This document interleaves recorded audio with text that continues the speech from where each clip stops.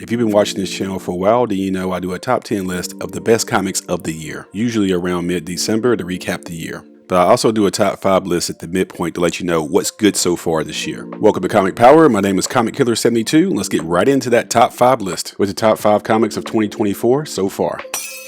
Number 5 is Doom, number 1 from Marvel Comics. This was my pick of the week for May the 15th, 2024. It's an oversized one-shot comic of tremendous importance. Dr. Doom, with Valeria Richards at his side, goes on the quest to harness more power than any human has ever wielded to stop Galactus from bringing about the death of the universe. The creative team on this has major star power. You have Jonathan Hickman writing the story and Sanford Green doing the artwork. And once again, this is a one-shot, so you have a self-contained story. Remember all those Fox Fantastic Four movies that made a mockery out of Dr. Doom? Well, Marvel has the rights back to the Fantastic Four universe now, so rehabbing Von Doom's image is of utmost importance right now. Valeria Richards is the daughter of Reed Richards and Sue Storm, the younger sister of Franklin Richards, and for some reason, Von Doom is her godfather. She's also going by the code names Marvel Girl and Brainstorm. I'm not going to explain all that backstory right now, it's too complicated, but for right now, make sure you get Doom number 1. Number 4 is Batman by Gaslight, the Kryptonian era number 1 from DC Comics. This is my pick of the week for June 12, 2024. This is an Elseworld storyline, an alternative age of Batman, with him defending Gotham in the Victorian age of the late 19th century,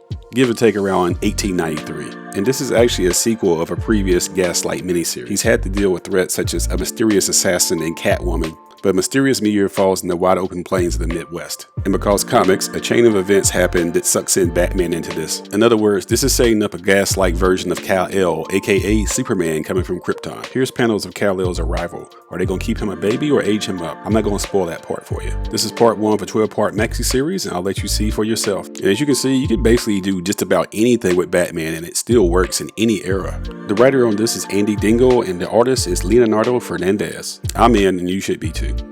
Number 3 is Ultimate X-Men number 1 from Marvel Comics. This was released on March 6, 2024. It looks and feels nothing like your traditional X-Men comics of the past. Think of it as Mutants Go Manga. You know, that Japanese style of comics that's outselling North American comics right now? This project is the baby of Peach Momoko, who is a Japanese artist. She is both writing it and drawing it. On top of that, she redesigned all the characters as well for this universe. Here's her take on Storm. Peach won an Eisner in 2021 for Best Variant Cover Artist. She's probably gonna get nominated again, but this time as a writer or interior artist or a combination. And was this a hit? You better believe it was a hit. It's up to his 4th reprinting in counting. Peach has already achieved massive success in comics, and she's on her way to becoming a real legend in this game. In 2015, Image put out Monstrous, which I thought was the best comic of the 2010s. And it was a bridge between North American comics and manga, of kaiju and steampunk elements. It's written by Marjorie Liu, who's Chinese American, and drawn by Sana Takada, who is Japanese. It's up to 50 issues since I wrote this. It's won 6 Eisners and still going. So if Monstrous is a bridge, then Ultimate X-Men by Peach Momoko is the full mangaization of the X-Men story in its own pocket universe, and people love it. Even I underestimated just how important this was going to be.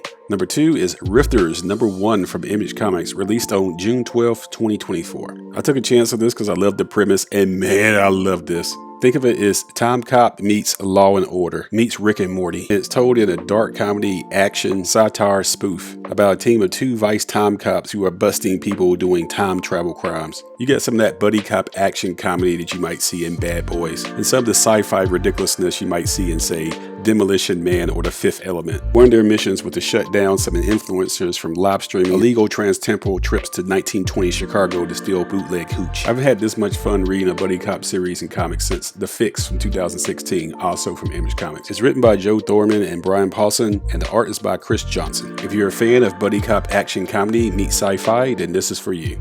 That brings us to number 1, which is Ultimate Black Panther number 1 from Marvel Comics. This was the pick of the week for February 7th, 2024. And remember, this is an alternative universe Black Panther where he wears a cowl that's similar to Batman, which you can see in this character design sketch right here. The storyline presented here is Khonshu and Ra, the force known together as Moonlight, is seeking to expand the brutal control of the continent of Africa, but not if Black Panther's got something to say about it. The storytelling in this is fantastic, and the artwork is phenomenal. Storm does show up, and she's on the cover of issue number 3 in that Peach Momoko design that I talked about before.